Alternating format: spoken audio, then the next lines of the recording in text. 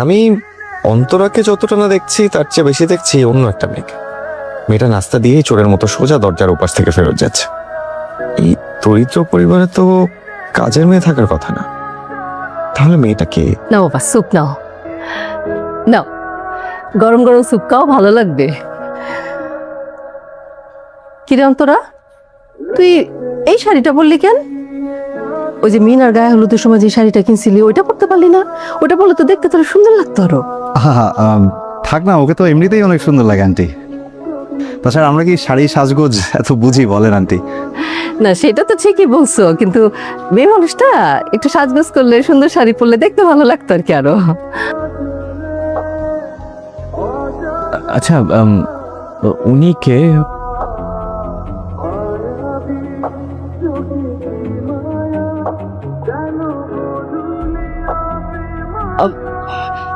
স্যুপটা খাও না, ঠান্ডা হয়ে যাবে তো। অনেক সুন্দর স্যুপ, ঠান্ডা হয়ে গেলে ভালো লাগবে না খাইতে। না না আন্টি, আসলেই স্যুপটা খুব মজা হয়েছে। কিন্তু বলেন না, উনি কে? তুমি তো অস্থির হচ্ছ কেন? হবে কেউ? উনি আমার বড় আপা মনিরা। সবার সামনে আসতে লজ্জা পায় তো, এই জন্য আসছে না। আরে লজ্জা কেন পাবে? উনি তোমার বড় বোন, আমাদের সাথে একটু কথা বলবেন না? আর একটু ডাকো না। আর স্যুপটা এত ভালো হয়েছে, আমি একটু প্রশংসা করতে চাই। স্যুপ তো মা রান্না করেছে। ও মানে তাও একটু, আমি একটু কথা বলে আসি ওনার সাথে। ও, কথা বলবা? জি জি, আমি একটু যাই আন্টি, ওরা একটু থাকুক এখানে একা। আমি একটু কথা বলে আসি। হ্যাঁ, তোরা থাক। স্যুপে আদা কি কুচি করে দিয়েছিলেন নাকি পেস্ট করে? জি, বলেন না। ওয়েট করে। তার মানে স্যুপটা আপনি বানিয়েছেন? খুব দারুণ বানিয়েছেন জানেন। মানে আমি না লাস্ট কবে এত ভালো স্যুপ খাইছি আমার মনে নেই। অথচ অন্তরা বললো স্যুপটা নাকি আপনার মা বানাইছে। মা হেল্প করছে। আচ্ছা, বাসায় আজকে এত বড় একটা আয়োজন, আপনি এরকম পুরান শাড়ি পরে কেন আছেন? প্রথমে একটা নতুন শাড়ি পরছিলাম, মা বলল রান্না করতে হবে, তাই খামাখা ময়লা হয়ে যাবে। ঠিক আছে, পুরান শাড়িই পরে থাকেন, তবে চোখে একটু কাজল দেবেন। আপনার চোখে অনেক মায়া।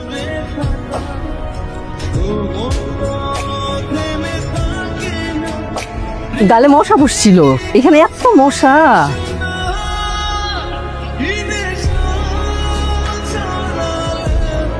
কি করবি? কি করব? 2 দিন ধরে যে তোরে বলতেছি, তোর বাপ যতদিন বাইচা ছিল ততদিন এ বাড়িতে থাকতে পারছি। এখন সে নাই। বিদেশ থেকে তো চাচা রাইসা যদি বলে এবারে ছেড়ে দেন, তারাই থাকবে। তখন কি করবি?